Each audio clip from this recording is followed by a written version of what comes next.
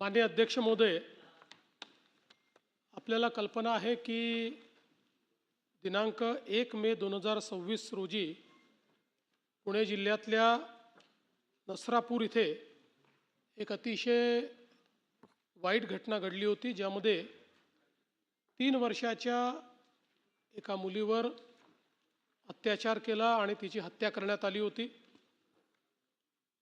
2 मे 2026 रोजी यात FIR दाखल झाला आणि तात्काळ आरोपीला अटक करण्यात आली। यामध्ये केवळ 14 दिवसांमध्ये 16 मे 2026 ला पोलिसांनी आरोपपत्र दाखल केलं। त्यानंतर 28 मे 2026 रोजी माननीय न्यायालयासमोर आरोप निश्चिती झाली। 26 मे 2026 ला पहिली साक्ष नोंदवण्यात आली आणि केवळ 16 दिवसांमध्ये 55 साक्षीदार यांची तपासणी, उलट तपासणी या सगळ्या गोष्टी करण्यात आल्या। त्यानंतर 25 जून 2026 सदर आरोपीला त्या ठिकाणी दोषी म्हणून जाहीर केलं।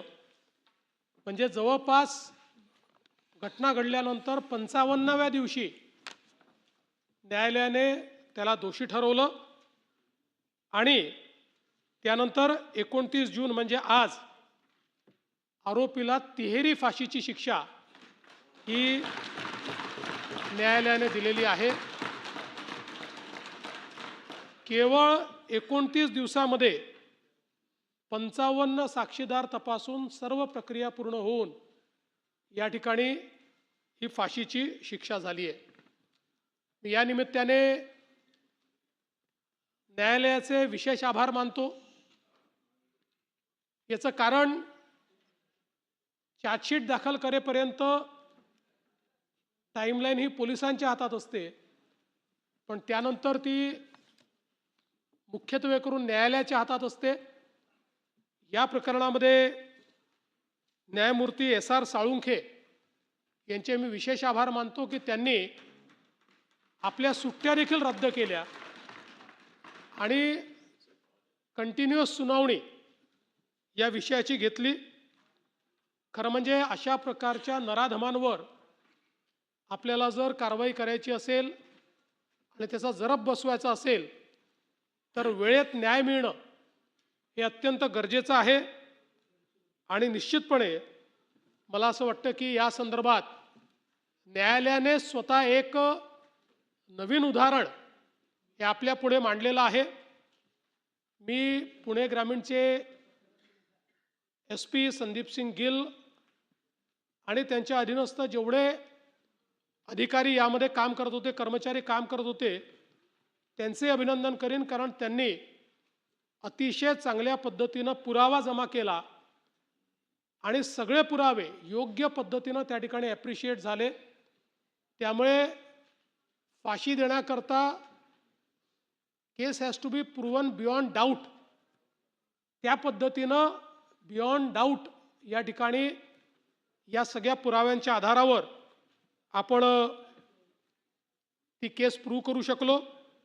विशेष सरकारी वकील श्री अजय मिसर यांनी देखील अतिशय चांगल्या पद्धतीनं या केसमध्ये कारवाई केली आणि त्यातून एक नवीन बेंचमार्क तयार झालेला आहे। खरं म्हणजे अशा घटना घटू नये हीच आपली प्रत्येकाची इच्छा आहे, पण दुर्दैवाने समाजामध्ये ज्या प्रवृत्ती आहेत त्या प्रवृत्ती कधी ना कधी डोकं वर काढतात। त्यामुळे आता या केसमुळे आपल्याला एक अनुभव आलेला आहे की जर वेगाने काम करायचं ठरवलं तर अशा नराधमांना अगदी कमीत कमी वेळेमध्ये म्हणजे 2 महिन्याच्या आत 59 दिवसांमध्ये देखील फाशीपर्यंत पोचवता येतं। आणि म्हणून मी न्यायालय, प्रॉसिक्युशन, आपले वकील, आपले पोलीस या सगळ्यांचं अभिनंदन करतो आणि जे पीडित आहेत त्या पीडितांचे जे काही पालक आहेत, छोटीशी मुलगी होती, पण त्यांच्या पालकांचं दुःख जर आपण कमी करू शकत नाही पण निश्चितपणे त्यांनाही या गोष्टीचं समाधान असेल की अशा प्रकारच्या नराधमाला तिहेरी फाशीची शिक्षा ही न्यायालयाने या ठिकाणी दिलेली आहे आणि पुढेही अशाच पद्धतीनं वेगानं काम करण्याचा प्रयत्न आपण या ठिकाणी करणार आहोत.